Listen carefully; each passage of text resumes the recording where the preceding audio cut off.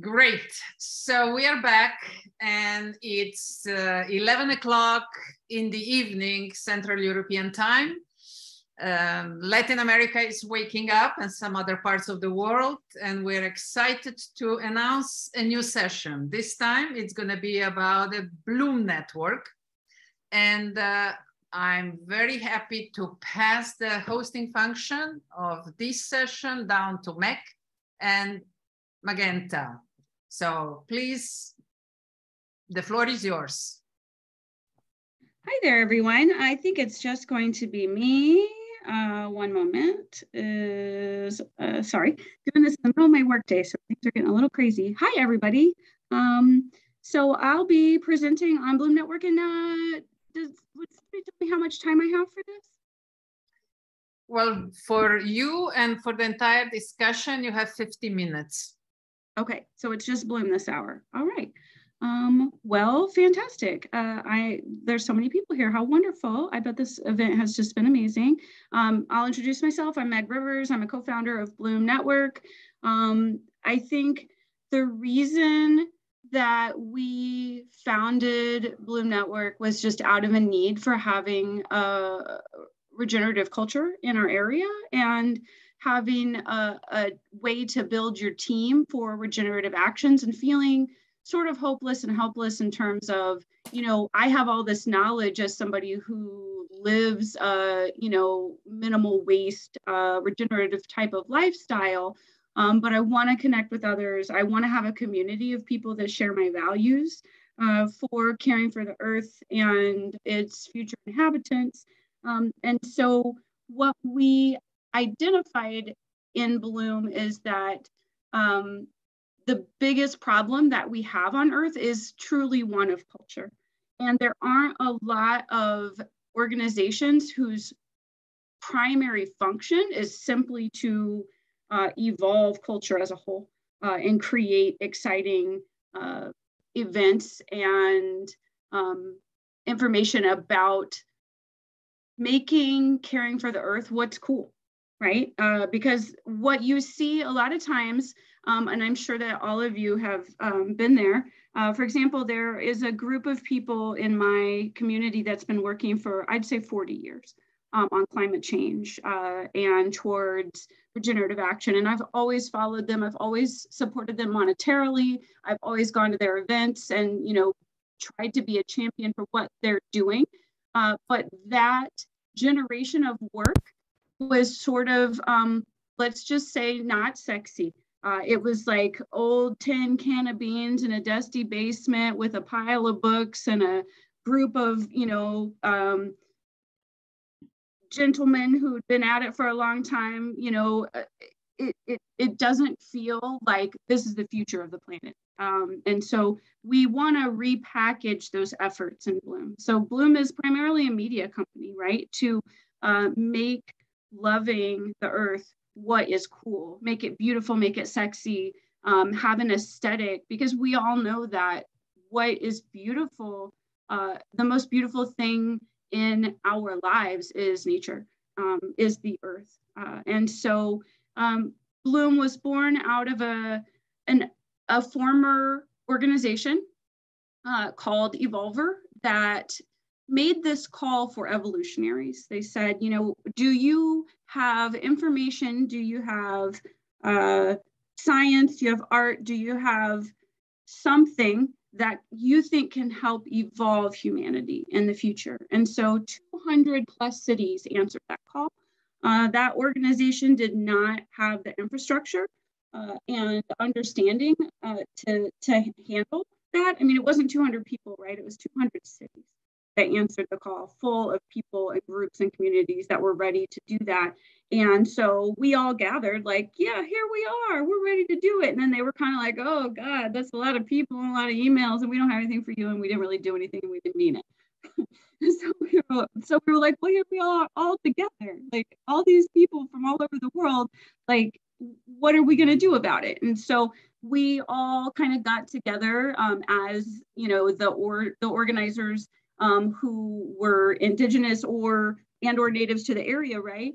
And said, let's do this. What's it going to take? So anyway, fast forward 13 years, 13 years is what it took to have an infrastructure to respond to that call. And so we are almost ready to make that call again out to the world and say, hey, are you it? Are you the person, the group, the community, the coffee house, the gallery, the farm that is evolving your culture, your area where you are? And you guys all know who I'm talking about. In the moment that I say that, you have someone forming in your mind, a group that is like, yes, we're it. We're on the cutting edge of regenerative technology. We're in Web3. We're doing the things, right? And Bloom Network is to identify them. Really, they identify themselves. You know who they are. We know who we are. And Bloom gives you a platform to belong to. So I'm going to share our product demo with you guys, and then maybe I'll just take some questions and things from that. So if you give me just a moment. So I only have one screen to share here. And is it permitted to let us share, like audio, video, Tim? Yes, it should be. You should be able to share audio as well. Okay, so tell me if it's weird, somebody. So yeah, don't worry. Oh, let me get it bigger for you guys. All right, here we go. And I'll turn it up. Just tell us when the audio begins, because we can't hear the audio right now. You can't hear the audio? No. So when you're doing share screen, then you'll get an option for sharing audio sounds also. Oh, got it. Yes. Yeah. All right, hold on.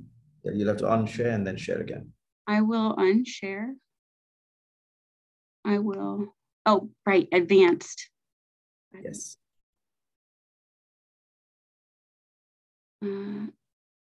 It's, hold on. It's saying open a file. Okay. And there'll be a checkbox which will say share sounds, share computer sounds. It's not advanced, Meg. It's under the basic, and it's two checkboxes to the right down there at the bottom. Okay. It is there. Oh, I just got to do it and then check it. Got it. Thank you for that. All right. Let's get that bigger again. All right. Let's start again. Bloom is a platform, online and in person, that helps more people find and participate in regenerative actions. Regenerative means, broadly, the opposite of extractive industry. Examples include planting a community garden, or doing a crop swap, starting a local cooperative, or caring for your watershed. Find templates, beautiful stories and photos, and regenerative actions happening all over the world daily. This is the narrative mainstream media is missing. Millions of people every day are doing acts of climate and social repair. Step off of your screen and into your neighborhood to make the world a better place today. Local Blooms are the heart of Bloom, and they govern the platform. Local Bloom DAOs host events and build community to help more people find and participate in regenerative cultures. On the platform, they write blogs and document projects they've done so that people in different places can learn from each other and get inspired. Starting a local Bloom is as easy as sending an email. Learn what's involved, what the expectations are, and the support you receive, and do the application to join. It's in English, Spanish, and French so far. Local Blooms receive templates with everything they need to get started at various project stages. Bloom provides a brand affiliation that helps them establish traction to distribute regenerative actions and services. Members join to learn together and create healthy relationships with place. Chat with fellow Bloomers online to incubate your projects and creative endeavors. Create and vote on proposals for what your community should fund. Report regenerative actions that you do locally and receive flow tokens. At the end of the year, members receive a percentage of the co-op's profits proportional to actions they've done. And your governance power in your local Bloom is pegged to the amount of regenerative actions you've done. 80% of your membership dues go directly to your local Bloom treasury. Bloom Network is designed to scale up mass participation in regenerative care for our planet and each other. Please support our 𝐂𝐿 grant today and join as a member of Bloom when we launch this summer. All right, so I'll stop this. And ultimately, what we're doing is building cultures where the governance has power pegged to action instead of money, and incentive for cooperation being rewarded over a squabble about resources. Because in our current governments and our present iterations of society, the squabble over resources is inherent, right? And I like to use the example of like a lake. Like, let's say that you have a huge reservoir and there's a community on each end, and then one day half of the lake dries up. So now it's war, right? You have to arm yourself. You have to do what you got to do to get your water, because your water dried up. Now it's time to go kill the people in the other town to get their water, right? And society doesn't have to go that way. We can build different governance structures that take into account climate change and disasters that happen, and be thoughtful about the evolution of our governance and our cultures. So that's really what Bloom aims to do, is first and foremost make caring for the earth, like I said, be the sexiest thing out there. Rebrand this tired, politicized climate change, global warming, like, oh, the climate's always changing, the globe is always warming. Yeah, it is. Those really aren't the main topics, right? It's toxification of our waterways. There are specific localized narratives that are impactful, meaningful, nonpartisan, and Blooms have the on-the-ground presence and understanding of our watersheds to form those narratives, make those actions, and become those cultures. And ultimately, the goal of every Bloom is to become the watchdog for its watershed. That's where it's headed. I guess I'll stop there. That's a lot of information, and I'm not sure what your format is or who is our main host today, but yeah, that's the gist of it. Thank you, Meg. Where would you like to take this discussion now? What kind of topics would you like to open and challenge the audience with?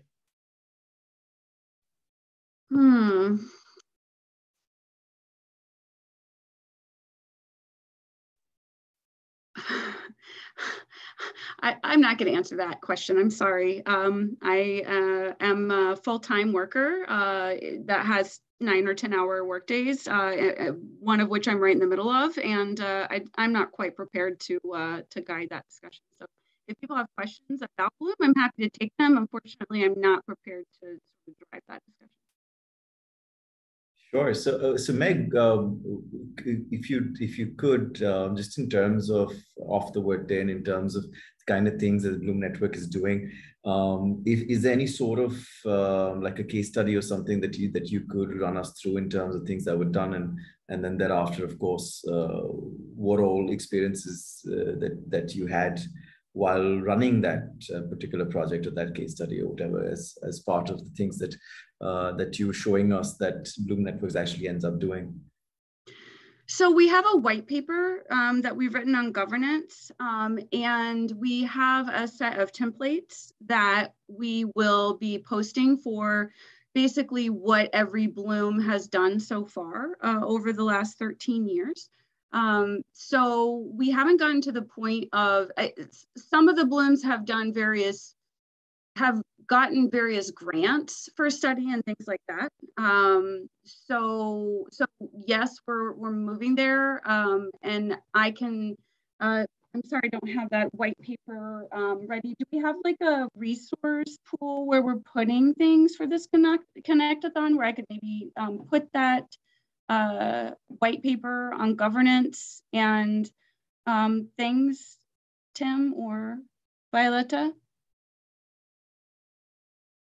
Okay. You go ahead and you can put it in a chat if you want to share. If you have a link, then that would be great. If you can just drop a link in, then everyone can take a look. Yeah, I think I do have that somewhere. Yeah, so I'll look for that and see if there. Or upload the file. You can do that. And while you're doing, is there anybody else who has similar experiences, wanted to share, and or maybe raise some questions with Meg? Because if I caught correctly, she has over 10 years of experiences in this field, and certainly can share some insights.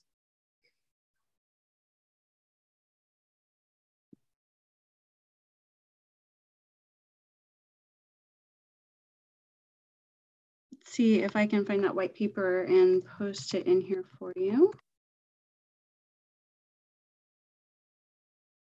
But to Meg or to anyone else also with respect to running projects like this, do any of you, and Meg, of course, I'm first to you and then to anyone else, see the difference in the different areas in which these blooms actually set up? Because you do have them across different cities and different places. Are there any sort of cultural differences that come into play in terms of how they set up and the kind of work that ends up happening? Or do you see that the structure and the network, the structure that you've got for them to function actually works across cultures? We find that we have a pretty unified vision across cultures. That's really something that we have been excited about. The people who are finding us are doing identical work across cultures. And I think that's one of the things that makes us so excited. For example, we recently just started a Bloom Mumbai chapter, and the person who started Bloom Mumbai in India actually went to purchase the domain bloomnetwork.org to do exactly what we are doing. And so when she went to purchase the domain, she actually found out the domain was taken. She went there and was like, oh my gosh, like here it all is, everything that I'm doing, you know. So what we do see is different is the type of entity that evolves is very different across cultures and across cities, but we don't find it being necessarily different across like global cultures so much as it is geographic, right? Like people in the mountains are tending to do a certain kind of project. People in the rainforest are tending to do, you know, syntropic farming lines, for example. And gray water setup in the rainforest. And then in urban areas, they tend to go more towards meetups and like coffee shops and things like that. So I think we've been really inspired and encouraged by the type of unity of vision that we see across the world, because, you know, somebody will come to us from, I think years ago we had a bloom in like Bahrain.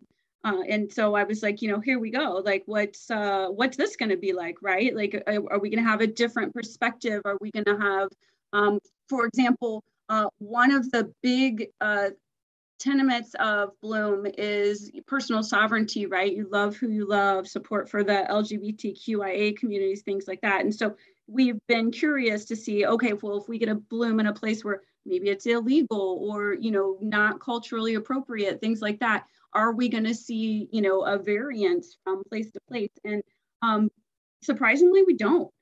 Regenerative culture sort of has this, like I said, I don't know how else to say it, a unity of vision in personal sovereignty. And also I think a connection to plant medicines that connects us with the earth and trying to, all of us trying to channel, you know, what would Earth's voice be, right? Like if the earth did have a voice, it wouldn't be male or female. It wouldn't be you know, white or brown. It would have, it would include us all in all of our projects and all of our places and all of our love. So hopefully I answered that. appropriately. No, sure. Thank you. Ferial, you got a point? So I'm not putting my camera on right now because I've already climbed into my bed. But I wanted to share what was exciting for me. I've been chatting a while to Meg about Bloom Community, and recently myself and Daisy had decided, well, we want to start a Bloom Community in Scotland, right? Where we live. And we've got an idea of having our own kind of regenerative community, but we needed to start somewhere because right now we live, not necessarily in the city, but, kind of city adjacent. And the thing that was beautiful about then hearing what Meg had to say in our kind of talks before this was actually, it's not about our Bloom community looking necessarily like everybody else's Bloom community. It's about actually seeing it, taking on the central kind of principles and values and all of those kind of things, but then letting it emerge and shape in the scenario that we're in, right? Because we're kind of starting with, well, let's buy a property and start to live together and create this regenerative community. And from there growing to hopefully having a farm and having, kind of growing our own food and doing all of that kind of stuff. But it's an emergent process. And so for those of you listening and perhaps thinking, oh, we like the concept of Bloom communities, that's the thing. It's like starting somewhere and then moving from there. But it provides this wonderful, I think, larger global community to be a part of that journey with you as it emerges. Thank you. No, true. And so what Meg was saying a little while earlier about the location, not really being different parts of different cities, but actually the geography. And that just brought me to a realization that of all the places where I've traveled and all the places where I've worked, you're right, because beyond culture, there is always that commonality of the environment, the actual environment in which people live. Because people, for example, who live in the tropical regions, right? While their cultures may be very different because of the country that they come from, the religions that they follow, and so on and so forth, but how they live their lives is usually where the commonality lies, because the temperature is invariably the same, the kind of trade, the kind of food available is invariably the same. So if you just compare parts of Africa and parts of India, which are closer to the tropics, you'd see that even the food that we consume, like people in Africa and people in India consume, it's very close together. We'll call it something else. There will be obviously a few spices that may be different, but then the base will still be the same. How it's procured will still be the same. How it's primarily 80% of it, how it's cooked, it becomes the same. As with other things, right? Like, and when you wake up in the morning, when it's really hot, when you can't work, when it's so hot, the kind of monsoons that you go through and the kind of things that you do then. So when you actually break through that entire space of individual differences based on culture and become based on country, politics, religion, and all of those various things, and you actually come down to your day-to-day living, I think the geographical commonality is just something that gets overlooked quite often, because I think, and we all do it as well, I think, and it's good to be looking at culture for sure, and good to recognize the difference in culture, but then the commonality of your day-to-day is something that we should be paying a lot more focus towards. And I think that's really what I took away from what you said, Meg, because that realization that people who have similar geographical in the geographical environment in which they live, irrespective of which part of the world they're in, they'll find that commonality of purpose, the commonality of requirements, the commonality of solutions, and all of that. And that's again where that global network really works for creating those solutions, like looking at best practices from a particular geographical location and seeing whether those best practices can also help in other areas, and so on and so forth. So that actually gave me quite a nice way to filter through a lot else that we consider extremely relevant, and it is, but to be able to filter through that and actually look at the commonalities instead. So thank you for that. Thanks. But yeah, yes. I guess I would just respond to that by saying Bloom Network is about the water and the land. And so that's why we see those commonalities across. And then, we also see based on, people's individual abilities, like for example, this is going to sound crazy, but I'm allergic to dirt where I live. I have a fatal poison ivy allergy, which is just a ridiculous thing to have in the middle of the United States in Missouri. It's ubiquitous, it's everywhere. Everyone's got poison ivy all over them, their dogs, their furniture, their campwear, and people don't understand. They're like, oh, it'll give you a rash, but if it's a fatal poison to you, you have a whole different perspective. So I guess my point in that is I can't be a grassroots farmer in regenerative culture. I would love to. That would be a dream of mine. But that's not an option for me. So I find that people who love regenerative culture and really want to see that grow in the world will find their place in it. Mine's been cultural and technical. My education is in anthropology. And so connecting people and cultures is what I've done of it. And, I think I've been in 3 or 4 different talks this week about Bloom, and it's different, what they ask in all the different spaces. Like yesterday I was in a Brazilian talk and it was about Web3, and I'm not a developer. So I couldn't necessarily speak to, how we integrate the profiles with Matrix or whatever was the question that she asked me. But I guess within those sort of geographical areas, also, we all have our own personal contributions that we're able to make. And that's really, again, what Bloom Network is for, because there's all of these individuals with all of this individual action that's based in a love for their land. And it takes a lot of different forms, from your personal commitment to your community project. Eventually, so the platform, Bloom platform, will be live in the next 4 weeks. It is a pay platform, and it's going to be pegged to a bottle of Coke. It's, I think, $10 or $12. We haven't totally pegged it down here in the States, and it will be equivalent wherever you are. And after the first year, once we get the infrastructure running, then there will be a split of that pay to the community. So the Blooms that have been joining and growing with us will eventually be paid by the platform. And we hope that they can use that money for commercial or agricultural space to have a space to gather and really build the idea that caring for your land is the coolest, sexiest thing that you can do.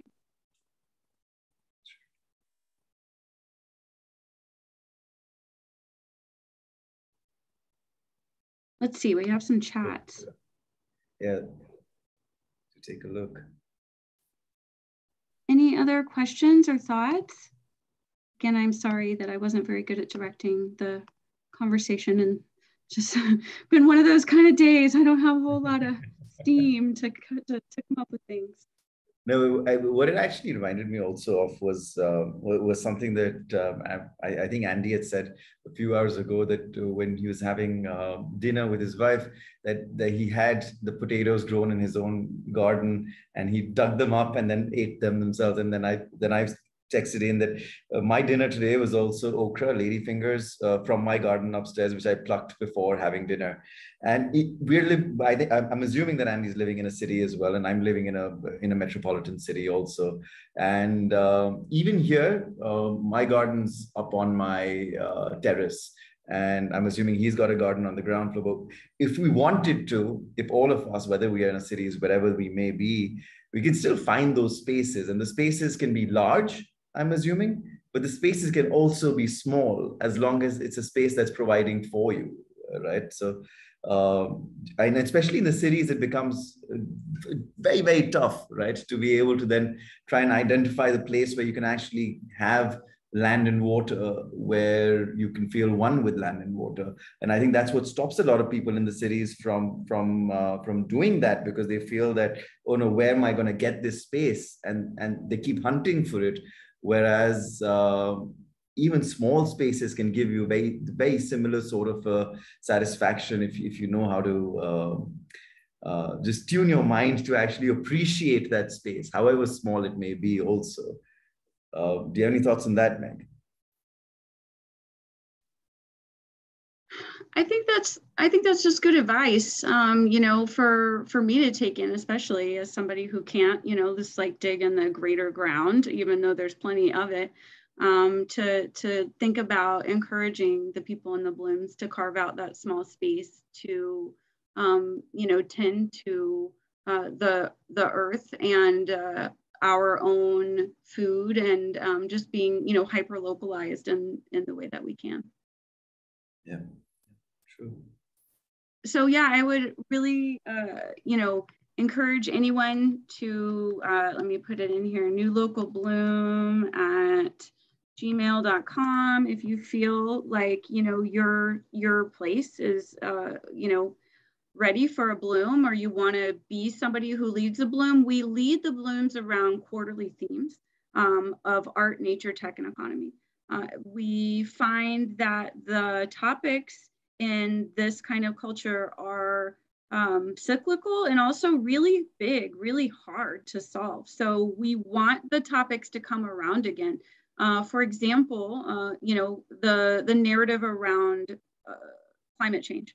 That needs to become something that's hyper localized, but you can't just, you know, have one meeting and be like, woohoo, we changed the narrative, you know. So that's a topic that comes around again and again. So all of the blooms are unified in celebrating or exploring a theme that we give them.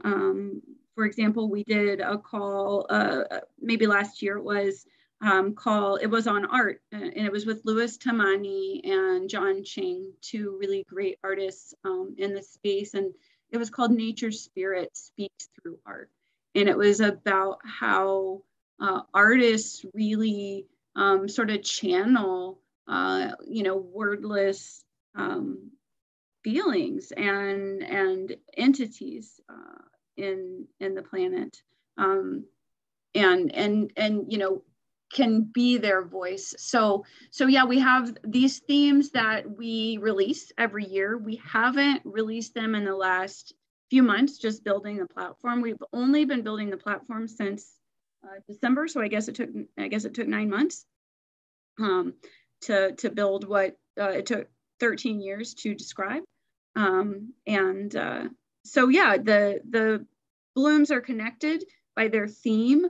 They don't have a whole lot of requirements. They're connected to us in name only. They'll sign a name of use agreement. We are not legally bound to any bloom. So, you know, if somebody had an event and, you know, broke a leg or something, they'd have to have their own scenario to deal with that at this moment.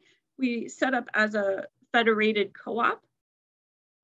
And there is going to be a chance for the organizers to own a part of the platform. That's a part of it too, as the platform grows. You know, in the moment, it's just the basics of what have our blooms been needing over, you know, the last decade. What have they consistently complained about? Like, oh, we wish we had this. We wish we were able to see this or speak to each other in this way and find this kind of volunteer and that sort of thing. So.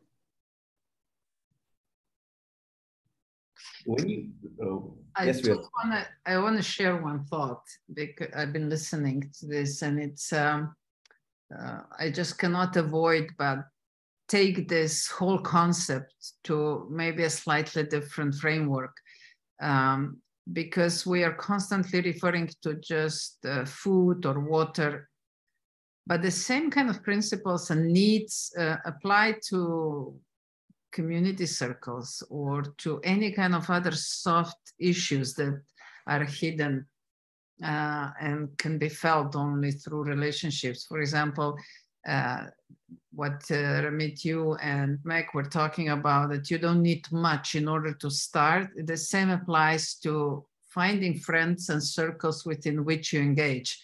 You know, we think we need big halls and you know, microphones and I don't know what all the other tools, but actually you can start with 2 or 3 people, and you can meet in the park, or you meet at your house, at your apartment, and that's how the circles start then growing, and you create more smaller circles, then you connect them. I think when we talk about regenerative, again, maybe we're focusing too much on what can be touched, and maybe we can move also to what can be felt and create regenerative sort of circles of that, because I think that's where society is really weak. Just a thought. Well, and one of the things that we really focus on in the Blooms, and we're going to promote a lot, is just general wellness. That is something that governments don't really do at all.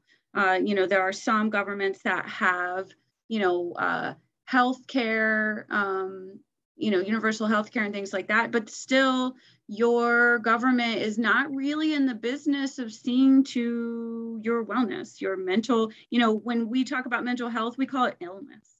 You don't feel well, you have an illness in your mind, right? And we must all have it. Every one of us, is now suffering from these mental illnesses, from the conditions of life grating on us, in the planet. And so, like in my area, like Violeta said, it can be, something small, 2 or 3 people. I've really struggled to make my physical bloom happen, because I'm in the center of one of the most conservative places on the North American continent. And there is a literal ban on plastic bans.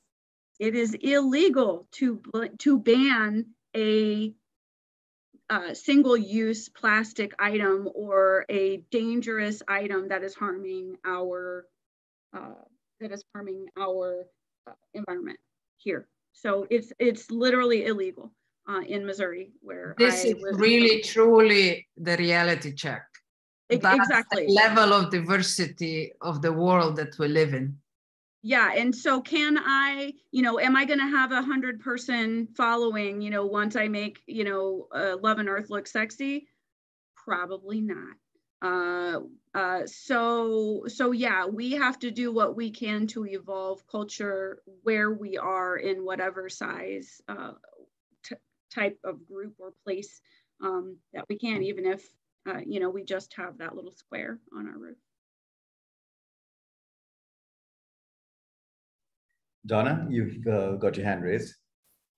Yeah, I did. And building on things that have been discussed here, and what I often chime in about around all of these things, all of these different experiments, circles, emergent ways that people can come together. But here's my and I'm going to use an example of, I work with a number of people in the built environment in real estate. I'm very different. I'm not one of those, but I'm in there because one of my roles is as I'm part of a co-working, flexible workspace community that's trying to build a live, work, play community, and is quite a ways off doing that.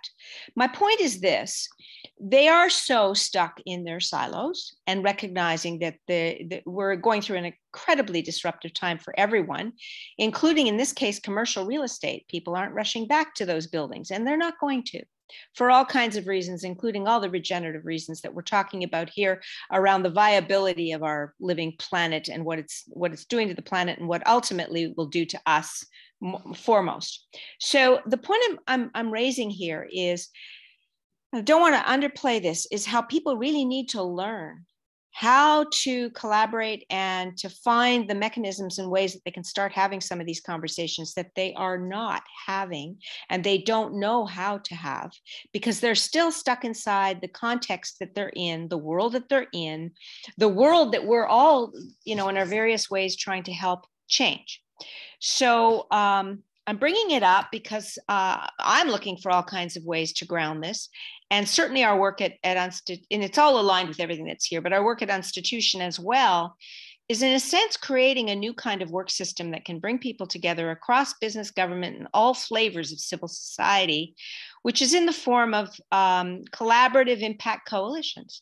Now, we can call them circles, we can call them various things, but I think we're also needing new work systems that in fact have some structure, very emergent learning, with some clear governance principles around rights and obligations, with enabling technology that enables people to break out of the boundaries that they're currently stuck in and the organizations that they can't change from within, but that they can become a part of in order to work on certain initiatives that, you know, the low-hanging fruit, the places where people can start in communities, in locations. So we can call it cosmolocal, hyperlocal, bioregional, whatever we want to call it, because people are using different language for this stuff. But our communities are in bad shape. People are disconnected. There's a, I'm going on too long. There's a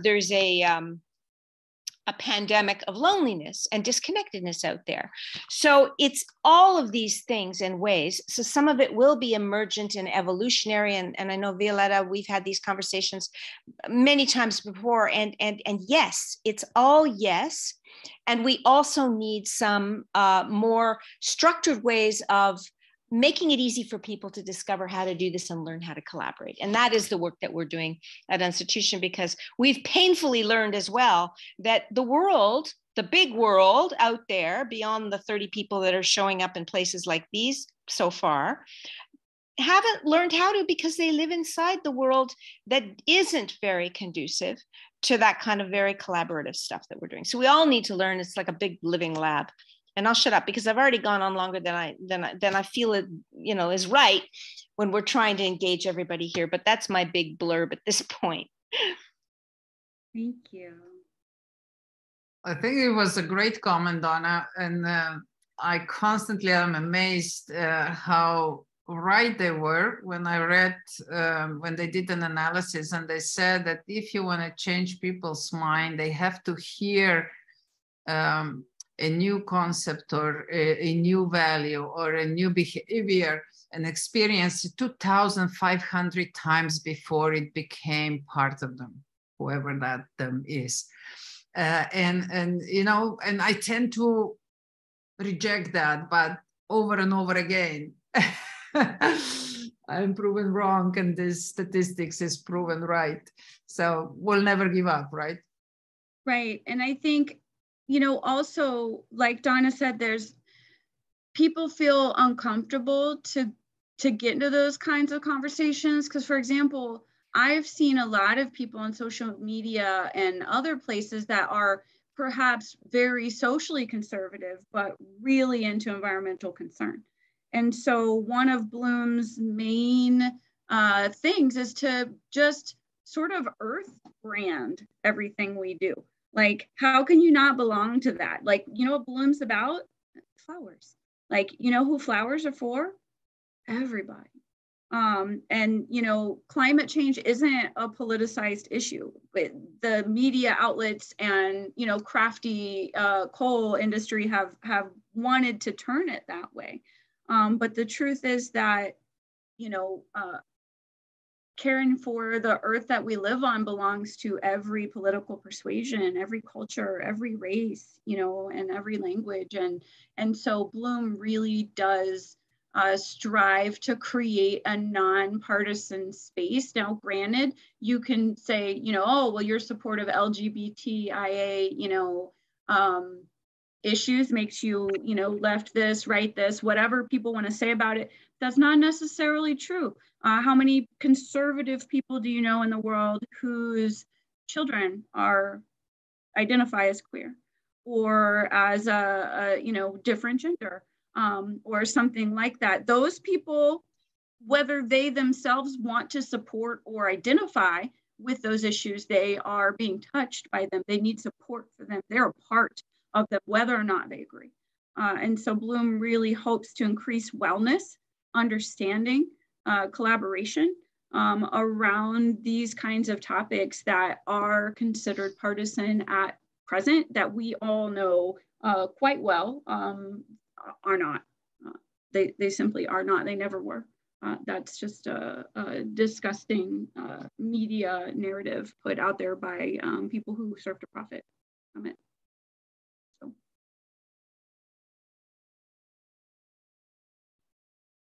Well, thank you very much. I think we also brought this session to a closure. So maybe Meg, the last message that you want to send to the audience and for the future listeners as well. I guess it would just be, you know, thank you. Thank you to the people who come to things like this, who are doing this work in the world. You keep me going, you keep me inspired. I'm just a sort of lonely, sad Missouri girl who can't touch the ground in the place where I live. And so I know that it's important to connect with the earth, even if you can't actually do that. You all have played such a wonderful part. And if you know somebody who you think really needs to bloom or already is in your area, you know, we're at bloomnetwork.org. The platform will be live soon. And if you ever see a Bloom event, you know, please go to it. Please support it, because that's one of the things that I see in my own town is that, you know, I would have these events and people didn't really support it sometimes when, you know, it wasn't, I guess it wasn't the traditional way to enjoy oneself. So go out. That would be my message, is in your community, other cultures that are supporting earth-based lives and focus, go to those events, do the things like this and support the people in your personal space, not just online, like go to those events in your own cities and lives. Thank you, Meg. And know that you have friends all over the world. And if you cannot make an impact right there at your footsteps, you are making it around the world. So I hope that gives you strength and encouragement to continue with your good work. Thanks a lot for being with us. So we can stop recording at this point.